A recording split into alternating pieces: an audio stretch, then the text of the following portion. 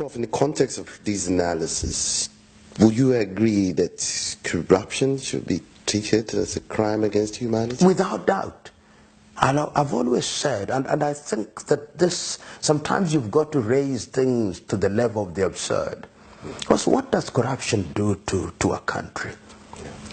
Look at the thieving ways of Mobutu Sese Seko in the Democratic Republic of Congo. Congo has never recovered from the thieving of Mobutu and his acolytes. How many people did not have medicine in hospitals, including a hospital named after his own mother, Mama Yemo in Kinshasa? How many died? Perhaps more than in the Holocaust.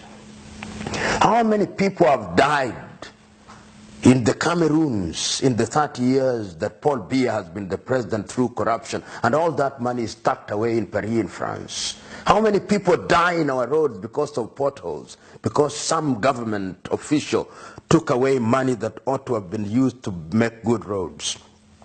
So this is a crime against humanity, for which punishment should be the ultimate punishment. And in China they do exactly that. They come to this part of the world, they corrupt our leaders, but if you are corrupt in China, they'll deal with you firmly, swiftly, and take away your life, so that you are no longer a danger to society.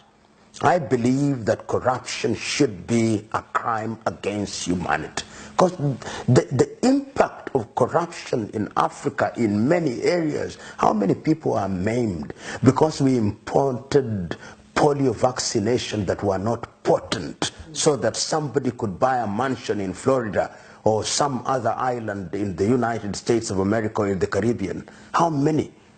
How many of the roads here in Nigeria, how many have been involved in defense contract corruption, so that we have in a situation where we cannot have things that we ought to deserve? I mean, it has been more pernicious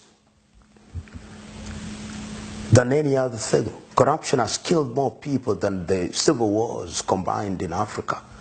And yet we treat it with velvet gloves. We glamorize these individuals. We continue to elect them in office. They bribe us with 500 naira, 500 cedis, 20 kwanza, and we continue to elect them. And then they claim democracy. Look recently during the UN General Assembly in New York, what and how African leaders behaved. They stayed in the most expensive hotels, the world of Astoria, except the Tanzanian delegation.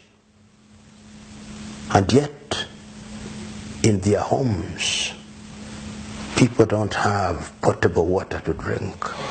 Yet, in their homes, there is no medicine in hospitals.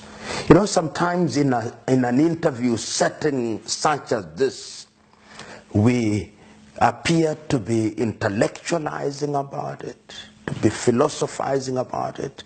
But if we walked out 2 kilometers away from here within Lagos, there are real things. There could be testimony of a woman who delivered on the roadside because there was no health facility. There are real issues in Africa, very real. Perhaps sometimes we should take these interviews there so that they are testimonies.